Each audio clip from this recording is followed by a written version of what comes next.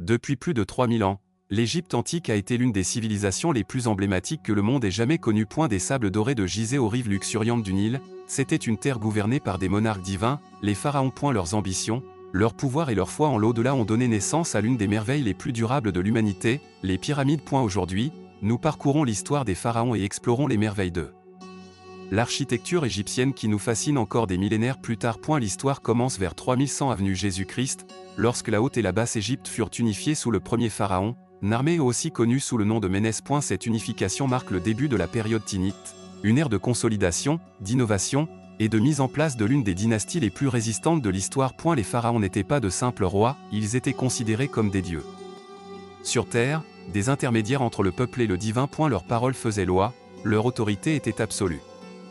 Chaque aspect de la vie égyptienne, des cycles agricoles aux rites religieux, était influencé par leur règne. En tant que souverains divins, les pharaons devaient préserver la Ma'a, le concept de vérité, d'équilibre et d'ordre. Leur succès ou leur échec se mesurait non seulement en termes politiques, mais aussi par la prospérité ou la détresse de leur royaume. C'est durant l'Ancien Empire, souvent appelé l'âge des pyramides, que les pharaons entreprirent leurs projets les plus ambitieux.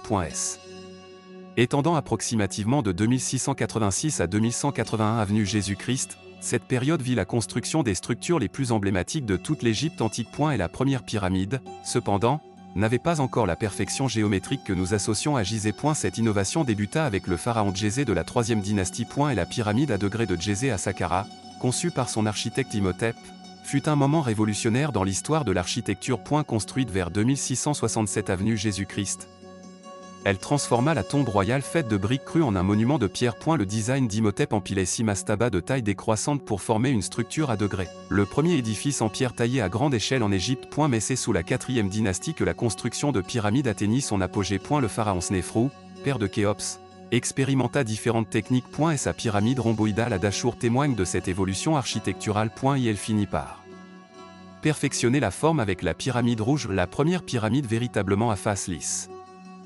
Puis vint Khéops, dont la grande pyramide de Gizeh reste l'une des 7 merveilles du monde antique. S'élevant à 146 mètres, elle fut la structure la plus haute jamais construite par l'homme pendant plus de 3800 ans. Les successeurs de Khéops, Képhren et Mykérino, construisirent leur propre pyramide à proximité, formant le trio emblématique que nous connaissons aujourd'hui. Ces édifices n'étaient pas de simples tombeaux, ils représentaient des rampes spirituelles vers l'au-delà. Malgré leur splendeur, les pyramides ne purent empêcher le déclin de l'Ancien Empire. Après des siècles de prospérité, le pouvoir central s'affaiblit, et l'Égypte entra dans une période de fragmentation politique appelée première période intermédiaire. Mais la flamme des pharaons ne s'éteignit pas.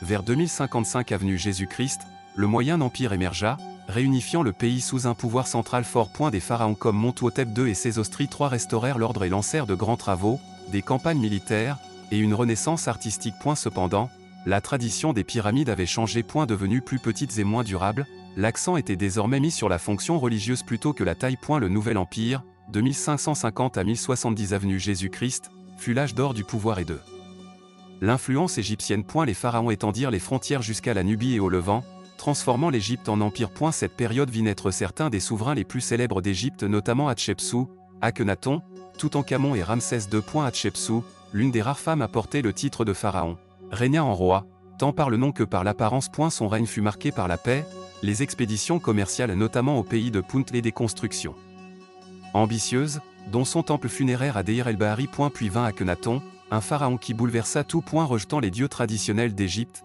il instaura un culte monothéiste centré sur le disque solaire.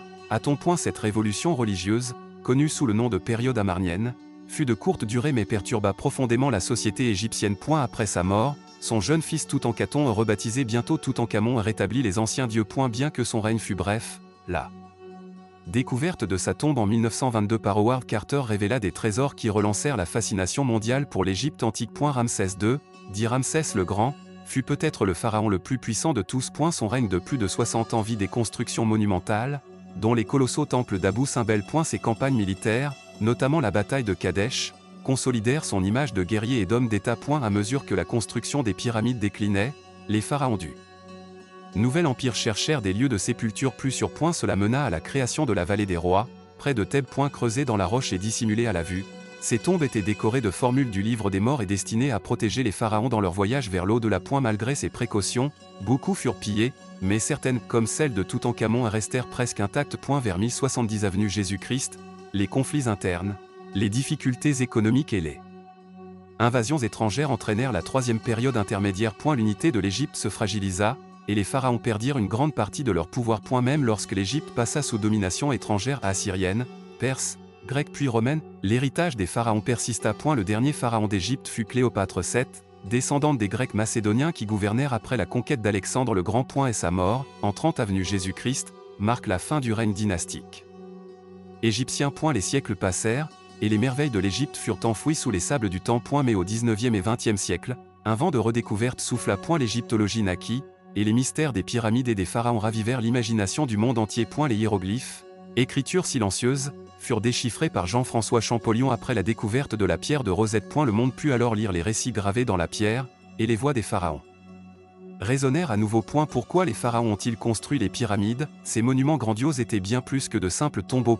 Ils étaient des symboles de l'ordre divin, du pouvoir éternel. Et la forme pyramidale, pointant vers le ciel, incarnait le voyage du pharaon pour devenir un avec les dieux. L'alignement avec les étoiles, la précision architecturale, et le travail de dizaines de milliers d'ouvriers montrent que ces projets étaient ancrés dans la foi, non dans la vanité. Ils nous rappellent que les pharaons ne craignaient pas la mort. Ils s'y préparaient avec soin. Dans la mort, ils cherchaient l'immortalité non seulement dans la pierre, mais aussi dans la mémoire de leur peuple. L'histoire des pharaons et des pyramides n'est pas seulement celle du pouvoir et de la grandeur. C'est l'histoire d'une croyance, d'une innovation, et d'une civilisation en quête d'éternité. Des milliers d'années plus tard, les monuments tiennent encore debout et érodés, mais fiers et gardants les secrets d'un monde ancien.